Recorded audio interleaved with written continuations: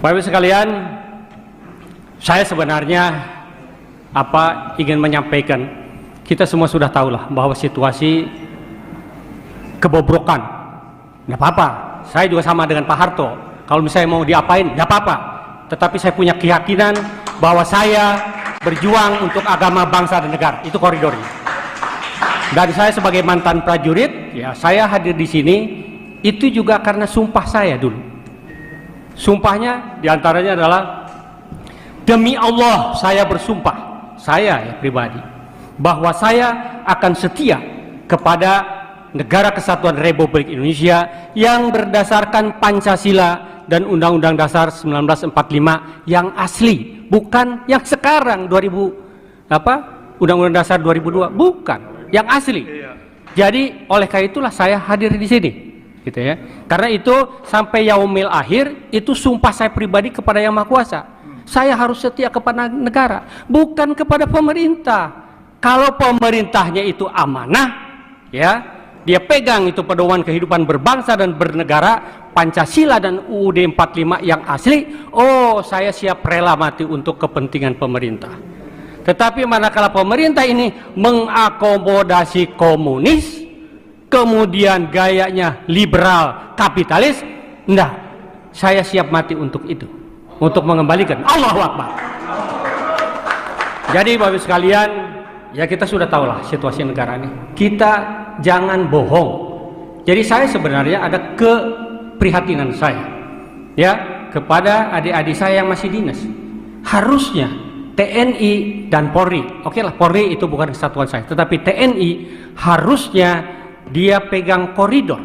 Manakala pemerintah keluar dari koridornya, harusnya dia datang kepada pemerintah.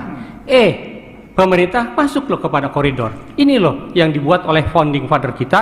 Di sana tujuan kita. Sekarang saya mohon maaf ya, dari tujuan negara saja sekarang sudah diacak-acak. Sekarang kan ada 4 tuh tujuan negara tuh: melindungi bangsa dan wilayah, ya, mensejahterakan kesejahteraan umum, mencerdaskan kehidupan bangsa, kemudian ikut serta di dalam perdamaian dunia. Sekarang kita lihat wilayah dijual.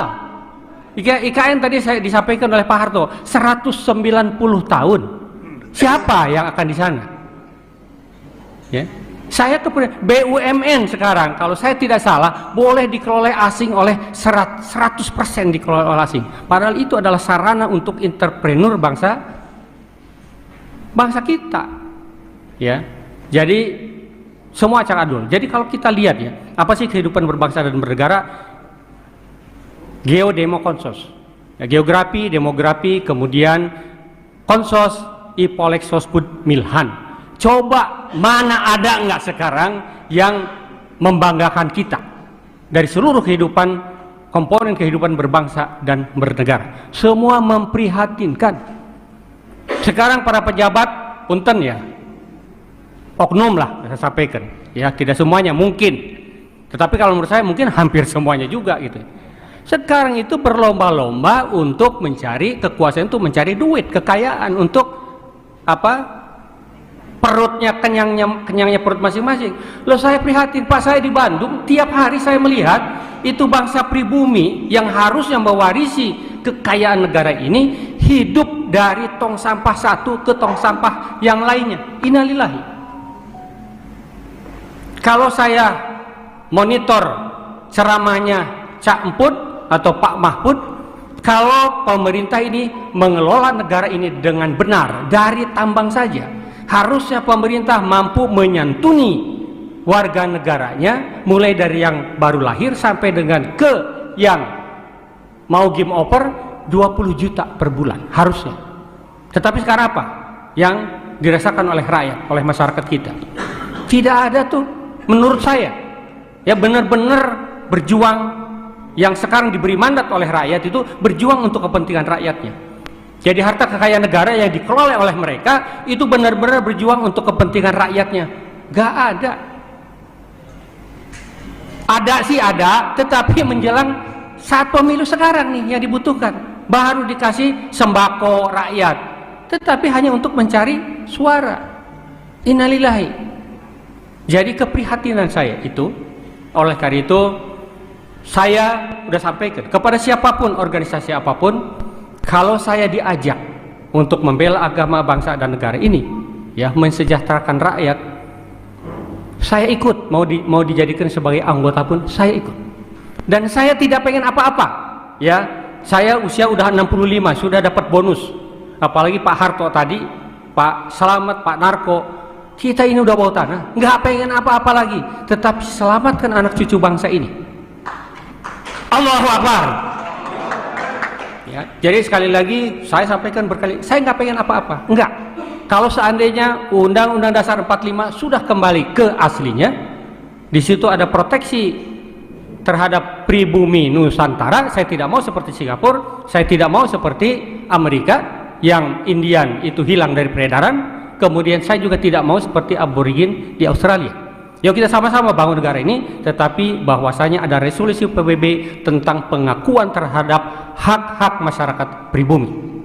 Jadi yuk sama-sama kita bangun, ya. Ya punten ya, yang ada warga negara Indonesia dari bangsa lain, ya, yuk sama-sama kita. Makanya saya di dalam punten, di dalam UUD 45 itu adendumnya, salah satu saya sarankan untuk pasal 6. Pasal 6 kan presiden adalah orang Indonesia asli. Sekarang kan sudah dirubah.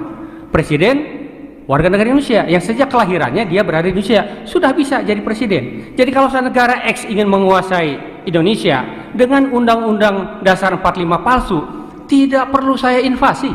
Saya siapkan agen saya, suami istri, saya luncurkan ke Indonesia, ya. Kemudian begitu anaknya lahir, ya, 40 tahun kemudian atau sekarang sudah dirubah, ya, untuk kepentingan pencalonan wapres jadi 35 tahun kan itu dia siap untuk jadi presiden Republik Indonesia. Operasi intelijen strategis dan kekuatan saya jadikan si agen saya jadi warga negara Indonesia, ya. Kemudian dengan kekuatan duit saya bina kekuatan di sini. Kalau di Kopassus itu ada yang terkenal namanya Operasi Sandiuda, itu Pak Narko tuh, ya. Jadi itu untuk menguasai negara ini. Jadi sadar nggak? Sadar nggak? Ya, perpolitikan kita semuanya sudah transaksional. Yang punya duit, yang jadi. Jadi bayangkan, ya, betapa mudahnya dengan peraturan sekarang kekuatan asing menguasai NKRI. Ini yang menjadi kegundahan saya. Maka saya bilang sebelum saya game over, ya, untuk membela bangsa dan negara ini plus agama. Kenapa agama? Karena menurut saya komunis sudah masuk ke semua lini kehidupan berbangsa dan bernegara. Makanya saya tekankan agama, karena bagi komunis agama itu adalah racun. Saya harus berada di posisi itu. Jadi saya siapkan diri saya, ya, saya siapkan untuk mewakafkan diri saya untuk kepentingan itu. Dan saya terus terang sudah sampaikan kepada anak istri saya. Pada saatnya Ibu Pertiwi memanggil, kalau memang itu untuk kepentingan agama, bangsa, negara, saya sudah cukup untuk tanggung jawab saya sebagai orang tua maupun sebagai suami. Dan izinkan saya untuk ikut bergabung dengan rekan-rekan seperjuangan yang tetap fokus untuk berjuang untuk agama, bangsa, dan negara kesatuan Republik Indonesia tercinta. Jadi Bapak Ibu sekalian, ini kenapa kita ada ini, karena pemakzulan ini ikut di dalam, karena satu tadi saya sumpah saya sebagai prajurit dan itu adalah sumpah perorangan, dan yang kedua memang situasi NKRI sekarang ini tidak dalam keadaan baik-baik saja. Ibu Pertiwi sedang sakit, perlu dibantu, perlu diingatkan, yang sekarang sedang bau reksok, kira-kira begitu.